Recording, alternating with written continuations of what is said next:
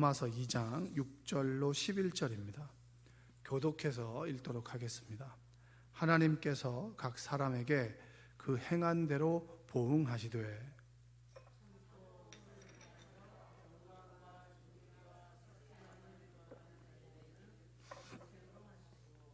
오직 당을 지어 진리를 따르지 아니하고 불의를 따르는 자에게는 진노와 분노를 하시리라.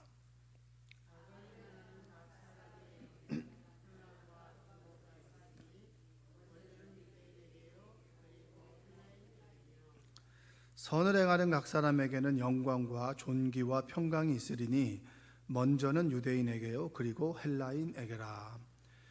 이는 하나님께서 외모로 사람을 취하지 아니하심이라. 아멘.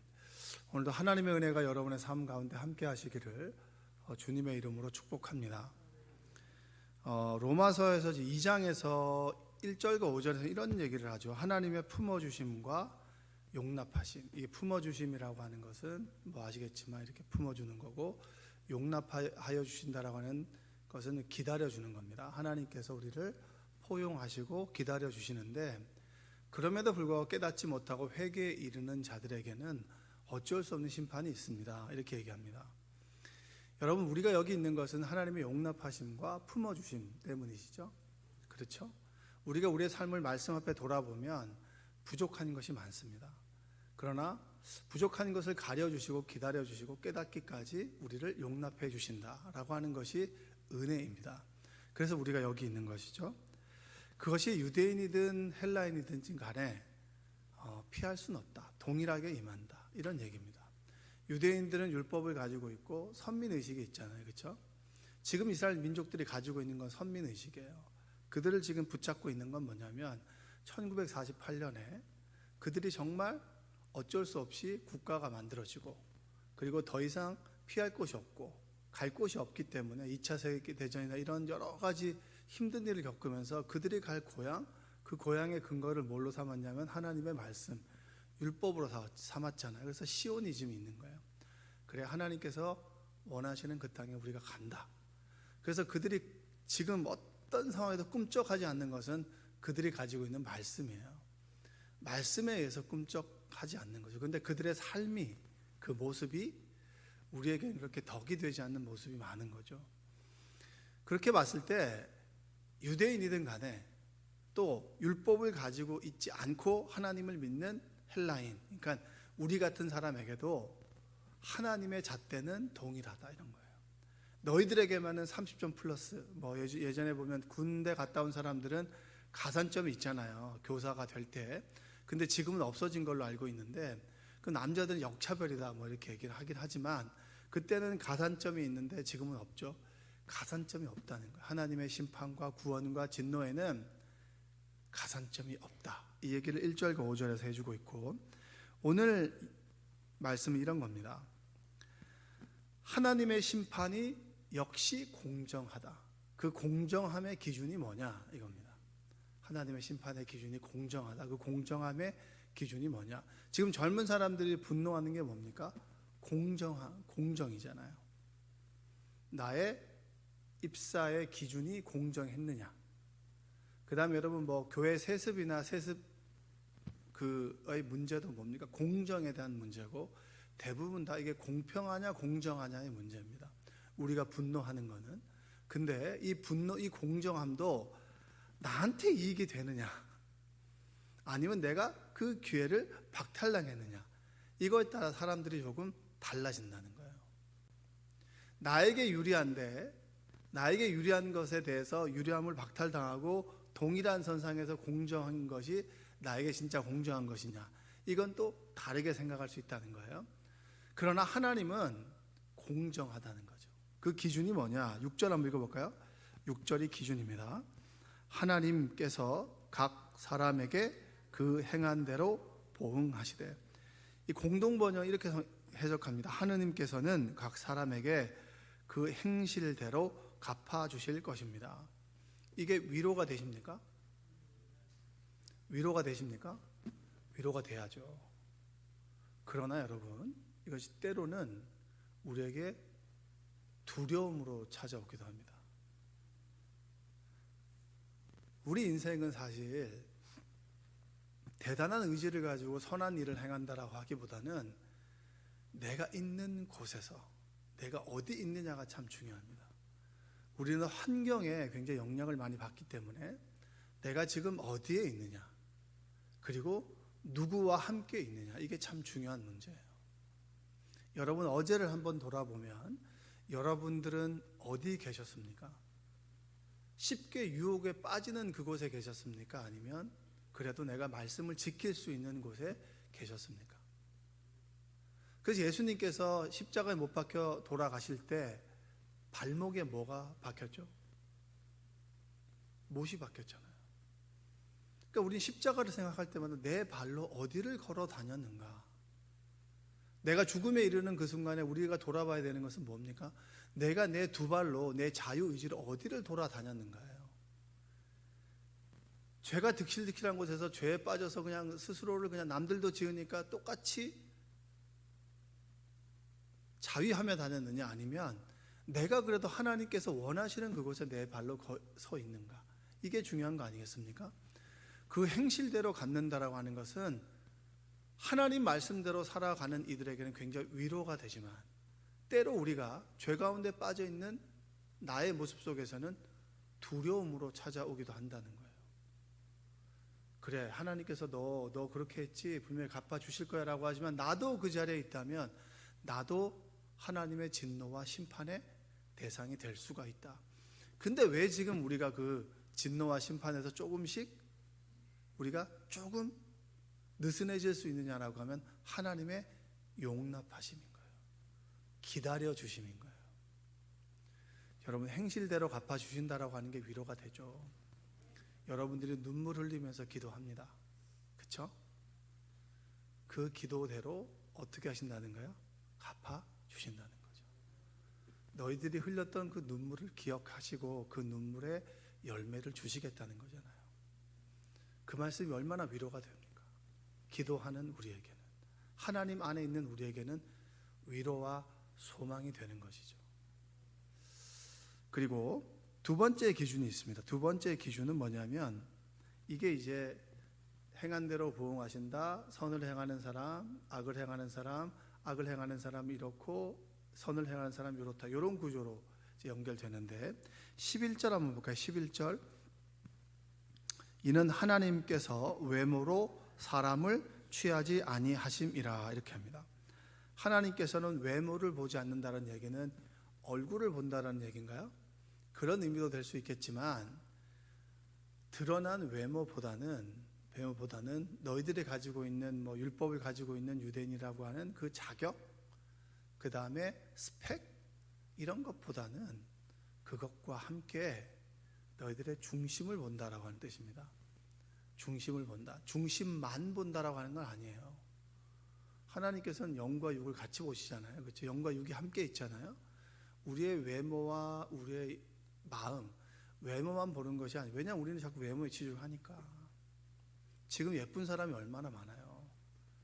저희 집 부근이 한림야구 부근이 있거든요. 그럼 애들이 떡볶이 사 먹으러 오는데, 이게 가다가 보면 좀 종자가 달라요. 종자가, 이게 얼굴이 작고 팔다리가 길고 키가 커요. 애들이 너무 멋있어요. 여자들도 너무 이쁘고 남자들도 너무 잘생겼어요. 물론 한림야구라 다 그런 건 아니에요. 그런데 이제 특별한 그 과 애들이 있나 봐요. 패션도 다르고 아주 이뻐요. 활기차고. 외모뿐만 아니라 그 외모가 가지고 있는 내면을 담아내고 있는가, 이걸 보신다, 함께 보신다는 거예요. 그래서 이것을 쉽게 얘기하면 하나님께서는 모든 인간을 차별 없이 대하시니 말입니다. 차별 없이 대한다는 거예요. 이 사람은 뭘 가지고 있어서가 아니라 차별 없이 대한다는 거죠.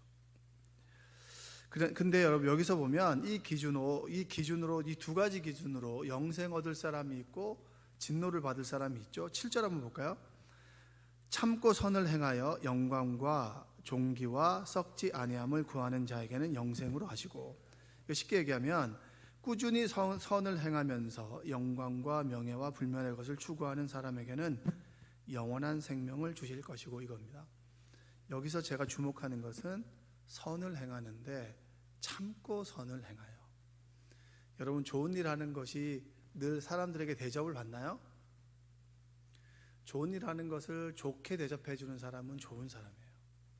정말 좋은 사람이에요. 내가 이런 말 한마디를 하면 그 한마디의 값어치를 아는 사람이 참 중요한 거예요. 제가 어떤 사람에게 뭔가를 부탁했는데 그분이 저한테 뭐라고 하는 줄 아세요? 그 부탁을 하기까지 얼마나 목사님이 고민하셨는. 제가 그 말을 듣고, 야, 이 사람 정말 훌륭한 사람이다. 그분이 저에게 어떤 부탁을 했습니다. 갑작스럽게 부탁할 수밖에 없는 상황 속에 제가 저한테 부탁을 한 거예요. 근데 제가 부탁을 듣자마자 좋죠. 당연히 가야 되죠. 제 일을 접어두고 그 일을 했어요. 왠지 아세요? 그분이 나에게 그 부탁을 하기까지 얼마나 고민하셨겠냐는 거예요. 그 마음을 제가 아니까 더 하게 된다는 거죠. 좋은 일을 행했을 때 좋게 받아들이는 사람은 너무나 감사한 사람인데, 우리 주변에는 그런 사람보다는 더러 내 선을 악으로 받아들이는 사람들도 있습니다. 너 좋자고 한 거 아니냐고, 너 기쁘다고 네 위해서 한 거 아니냐, 이렇게 반대로 받아들이는 사람이 있습니까, 없습니까? 있죠. 여러분들도 그럴 수 있는 거예요. 아, 나에게 준 거 뭐 남아 도니까 좋으니까 주는 거지. 응? 제 아내가 이제 과일이라는 걸 들어오면 좀 나눠서 먹거든요. 그러면 그렇게 얘기하는 거예요. 뭐라고 얘기하냐면, 우리가 과일이 좀 남아서, 이 얘기는 뭐냐면 애들이 없기 때문에 애들이 이 과일을 좋아하는데 이 과일이 좀 남아서 함께 나눈다고, 이렇게 얘기하더라고요. 그렇게 얘기하지 말라고. 남아서 주는 게 아니잖냐고. 내가 남아서 주는 거라고 받아들이는 사람이 있다고. 우리 집도 남는 게 아닌데, 귀한 것을, 우리가 이 과일을 참 좋아하는데 집사님이 생각해서 이렇게 나눠 먹으려고 주는 거예요. 이렇게 하면 이게 얼마나 좋아 보이겠어요. 이게 10,000원짜리가 30,000원짜리로 보이는데 이게 10,000원짜리 5,000원짜리 보이면 어떡하냐고. 내가 막 뭐라 그랬거든. 왜냐하면 이거 오해할까 봐. 선을 행하는 것도 여러분 참고 하는 거예요. 하나님의 일을 하는 것도 여러분 꾸준히 한다라고 하는 것은 참고 하는 거예요. 청년들이 그런 얘기를 하더라고요. 내가 교사를 하는데 이게 교사라고 하는 걸 해야 된다라고 하는 의무감 때문에 예배의 기쁨이 사라졌다고. 참고 하는 거라고. 참고 하다 보면 그게 몸에 배게 되고, 몸에 배게 되면 그 형식 안에 가치와 의미가 담겨지게 된다고. 처음부터 의미와 가치를 깨닫는 게 아니라고. 자꾸 내 몸에 있게 되면 그것이 의미와 가치를 담을 수 있는 그릇이 만들어지는 과정이 필요한 거지, 그 과정은 참아야 된다고. 내가 목사가 되면서 진짜 목사가 되는 인간이 된 게 아니라고. 이 형식이 되고 요구되는 것들 자꾸 내 몸을 맞추다 보니까 그 안에 내용이 갖춰지게 되는 거라고. 여러분, 참고 하는 거예요. 하나님의 일은 꾹 참고 하는 거예요. 선한 일을 하는 것도 여러분 참고 하는 겁니다. 그것이 여러분 하나님께서 우리의 중심을 본다라고 하는 거예요. 하나님 일을 하면서 하나님 일을 열심히 하다 보면 여러분 칭찬하는 사람이 많아요? 끌어내리는 사람이 많아요? 칭찬하는 사람이 많아요. 잘못 알고 계신 거예요. 칭찬하는 사람이 많아요. 근데 끌어내리는 사람의 입이 더 센 거예요. 소수예요. 소수인데 칭찬하는 사람은 그냥 묵묵하게 좋아하는 사람들이 많고, 떠벌리기 좋아하는 사람들은 소수인데 그 목소리가 큰 게 문제인 거예요. 참고 선을 행하여 영광과 종교와 썩지 아니함을 구하는 자에게는 영생을 주신다. 구원의 기쁨을 주신다는 겁니다. 천국이 이른다는 거예요. 반대로 하나님의 진노와 분노에 직면하는 사람들도 있죠. 8절 한번 볼까요? 오직 당을 지어 진리를 따르지 아니하고 불의를 따르는 자에게는, 쉽게 말하면 자기 이익만을 생각하면서 진리를 물리치고 옳지 않은 것을 따르는 사람에게는 진노와 벌을 내리실 것입니다. 그 당을 짓는다라고 하는 것은, 당이 뭡니까? 자기의 노선과 자기의 이익에 부합하는 사람들이 당을 짓는 거잖아요. 그래서 우리 식으로 얘기하면 유유상종이잖아요. 똑같은 것끼리 모인다고. 부정적인 말을 내뱉으면 부정적인 것들을 모아가지고 내 삶에 다시 돌아온다는 거죠. 긍정적인 말을 내뱉으면 어떻게 되는 거예요? 긍정적인 것들을 몰고 내 삶에 돌아온다는 거죠. 그렇게 얘기하잖아요. 당을 짓는다는 것은 자기 이익만을 생각한다는 거예요. 자기 이익을 위해서 선을 행하는 건 그건 선이 아닙니다. 원죄가 뭔지 아세요? 원죄가 교만이라고 하죠.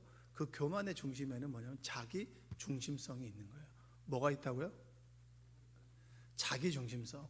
모든 지구가 나를 중심으로 돌아가는 사람들 있잖아요. 함께 돌아가는 게 아니라 나를 중심으로 돌아가는데 너는 필요한 사람이다, 이런 게 있어요. 하나님께서 천지를 창조하시고 모든 것을 보기 좋다고 하셨는데 보기 좋지 않다라고 한 게 있어요. 창세기 2장 18절에 보면 사람이 혼자 사는 것이 좋지 아니하다라고 합니다. 혼자 사는 거. 그래서 아담이 혼자 있는 게 별로 보기 좋지 않으니까 돕는 배필로 누구를 지으십니까? 하와를 지읍니다. 그래서 아담과 하와가 있는 거죠.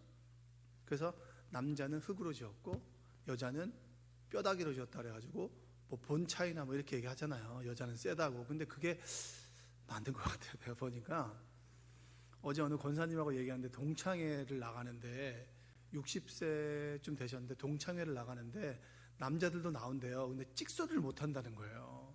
남자들이 집에서도 찍소리를 못 하고 그다음에 동창회까지 찍소리를 못 하면 어디서 찍소리를 해야 되냐. 네, 그런 농담으로 얘기를 했는데 여자들이 센 건 맞는 것 같아요. 근데 여러분, 그러면 이런 질문을 할 수 있잖아요. 그럼 혼자 사는 사람들은, 사별한 사람들이나 이혼한 사람들은 보기 좋지 않은 거 아닌가요? 어떻게 생각하세요? 그게 굉장히 중요한 질문입니다. 여러분의 딸이 정말 나이가 있어서 변변치 않은 아닌 것 같은데 결혼해야 되니까 하는 걸 원하세요? 아니면 변변치 않으면 혼자라도 행복하게 살아라, 그 얘기를 하길 원하세요? 저는 목사이지만 후자를 택합니다. 그러면 돕는 배필이라고 하는 것은 결혼이 창조의 원리라고 하는 의미도 있지만 더 중요한 건 뭐예요? 자기중심성이에요. 혼자 산다라고 하는 의미는 자기중심성이에요. 내 자유를, 내가 가지고 있는 누리는 것을 나누기 싫어서 혼자 사는 것은, 여러분, 그것은 좋지 않은 겁니다. 결혼하면서 제일 부딪히는 게 뭐예요? 내 스스로 허락받지 않고 했던 삶을 누군가로부터 허락을 받아야 되고 양해를 구해야 되고 이것을 맞춰가야 된다라고 하는 게 힘든 거 아니겠습니까? 그래서 그 중에서 갈라서기도 하고 맞춰서 가기도 하고 평행선을 그리며 살아가기도 하죠. 하나님께서 가장 우리에게 우려하시는 것 중에 하나는 뭡니까? 자기 중심, 나만 좋으면 되지. 기도할 때도 마찬가지예요. 기도할 때도 나와 하나님과의 관계니까 사람들은 생각이 없는 거예요. 나만 소리 지르면 되는 거죠. 그리고 나만 이 행위가 좋으면, 나에게 납득이 되면 다 되는 거예요. 여러분, 그게 원죄입니다. 하나님을 믿는다라고 하는 건 나의 중심성, 내가 이것이 귀하면 이 사람에게도 귀하지라고 하는 것들을 깨닫는 거예요. 자기 중심성이 하나님 안에서 깨어지는 거. 근데 홀로 있으면서도 자기 중심성을 깨는 사람이 있겠죠. 예전에 저는 불교인을 봤는데 그 사람은 일주일 동안 금식하면서 비명 행사한 사람을 위해서 기도한다고 하더라고요. 그건 기독교인보다 나은 거예요. 우리는 맨날 주십시오 이거 하다가 안 주십니까? 왜 하나님 살아계십니까? 이러는 사람들이 많은데 어떻게 보면 그 사람이 더 훌륭한 거예요. 하나님 안에서 하나님께서 자기를 내어주신다라고 하는 것은 하나님조차도 자기 중심성을 깨셨고 죽기까지 순종했다라고 하는데, 그 진리를 받아들이면서도 자기 중심의 성을 만들어가는 사람들, 그들에게는 천국이 없습니다라고 하는 것이 바울이 우리에게 해주는 말씀이에요. 자기를 위해서 당을 짓고 자기가 코드가 맞는 사람하고 살아가는 거. 여러분 이제 연말이 되면 속회를 짜고 성교회를 짭니다. 여러분의 가장 큰 관심이 뭐냐면 성교회가 바뀌나요? 속회가 갈라지나요? 왜냐하면 이제 나랑 코드가 맞거든요. 근데 초대교회에서는 여러분 끊임없이 예수님은 박해를 통해서 흩었지 붙이지 않았단 말이에요. 이방 선교가 왜 일어났습니까? 박해를 통해서 흩어지는 거예요. 예루살렘 교회는 뭐였고요? 이방인들의 교회는 흩어졌어요. 예루살렘 교회를 흩으면서 전도를 하게 됐고요. 그러면서 복음이 땅끝까지 이르러 증인이 되라고 하는 말씀이 이루어지게 된 거예요. 그러면 여러분 자기 자신을 위해서 붙어있는 것이 옳은 것입니까? 내 중심성을 날마다 깨고 하나님에 의해서 나를 맞추고 저 사람에 의해서 나의 삶을 맞춰 나가는 삶이 하나님께서 원하시는 삶입니까? 부인은 남편을 기쁘게 해줄 때 내가 행복한 거고요. 남편을 부인을 해줄 때 기쁘게 해줄 때 행복이 찾아오는 거예요. 근데 우리는 딜레마가 있죠. 나는 남편을 섬겨주는, 남편은 지만 생각한다 그러잖아요. 그러면 지만 생각하는 그 남편 때문에 하나님 말씀을 소홀히 하시겠어요? 하세요. 나머지는 하나님께서 하시는 거예요. 이게 믿음인 거예요. 결국은 여러분 변하겠죠. 변하지 않으면 하나님 안에서 자신이 행한 대로 받는 거예요. 그게 바로 여러분 바울이 하는 말씀이에요. 할렐루야. 여러분들이 하나님 말씀 앞에서 자기 중심성을 깨고 나만이 아니라 우리라고 하는 공동체를 만들어가는 여러분 되시기 바랍니다. 그래서 교회 다닐 때 사람들이 그렇죠. 하나님하고 제대로 관계만 하면 되지 왜 내 이 사람하고 교제를 해야 됩니까? 이게 자기 중심성 아니에요? 하나님조차도 내가 믿는 하나님으로 만들어 가겠다, 이겁니다. 그런 우리는 바울의 1장에서의 말씀과 한번 비교해 볼 수 있어요. 구원은 뭐라 그랬죠? 믿음으로 얻는다고 그랬습니다. 근데 지금 계속 행한 대로 갚아주신다. 선을 행하면 구원을 받고 선을 행하지 않으면 구원을 받지 않는다라고 얘기할 수 있죠. 그럼 이게 상충되는 거 아닌가요? 라고 하는 질문을 할 수 있는데 여러분, 선행은 구원의 열매입니다. 아멘? 내가 하나님의 사랑을 깨닫는데 어떻게 사랑하지 않을 수 있나요? 내 죄가 분명히 진노 아래에 있는 분명히 죄가 맞는데 기다려주셨고 회개에 이를 때까지 하나님께서는 품어주셨는데 그걸 용서해 주시고 용납해 주셨는데 그 용납받은 우리가 어떻게 이 사람을 용납 안 해줄 수가 있나요? 그건 제대로 받은 게 아닌 거죠. 여러분 명절 때 교인들이 정말 과일을 주실 때가 있어요. 그 과일의 값을 우리가 알거든요. 그러면 여러분 그 과일은 굉장한 다른 선물로 똑같이 귀합니다. 그러나 유독 그에 비싼 것을 선물해 주는 사람도 있어요. 그럼 그 값어치를 아는데 어떻게 그 값어치를 혼자 다 먹을 수 있어요? 나눠 먹는 거죠. 그 귀한 것을 내가 받았을 때 그 사람의 마음을 느껴지게 되면 그 마음 속에 다른 사람의 모습이 보이는 게 당연한 거 아니겠습니까? 그게 바로 믿음의 열매이고 구원의 열매예요.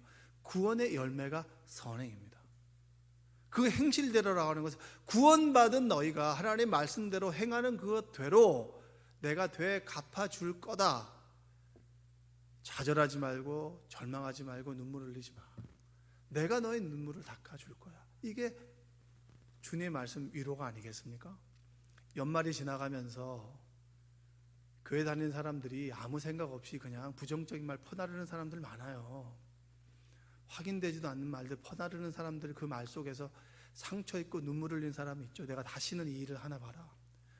그럼에도 꾹 참고 주님의 일을 해나가는 사람들 하나님께서 갚아주신다는 거예요.